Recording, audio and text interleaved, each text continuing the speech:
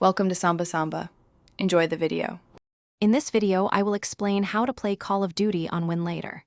First, let's cover the basics.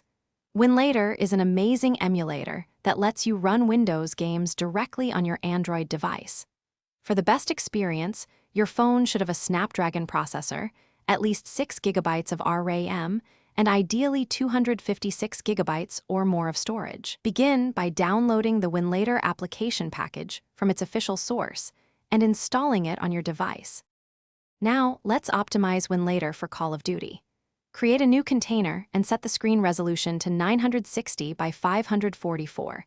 This offers a good balance of visuals and performance. For graphics, select the Turnip driver if you have an Adreno GPU, otherwise choose VirGL. Allocate at least 4 GB of video memory, adjusting based on your device's total RAM. Finally, set the DX wrapper to DXVK for better DirectX 9 through 12, game compatibility and speed. With Winlator configured, it's time to install Call of Duty.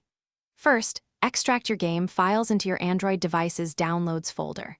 Then, open Winlator, navigate to the D drive within your container, and run the game setup executable to install it. Once installed, create a convenient desktop shortcut for the game directly within Winlator. For optimal performance, remember to go into the game's internal graphics settings and set them to low or medium, and disable VSync. If you encounter performance issues, try changing the Box 64 preset to Performance Gaming Mode in the advanced settings.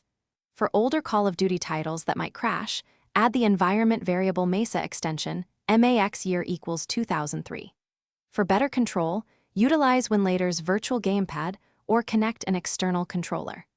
Lastly, to prevent overheating and ensure consistent frame rates during long gaming sessions, consider using a phone cooler. Enjoy playing Call of Duty on your Android device. Thanks for watching. Consider subscribing if we helped you.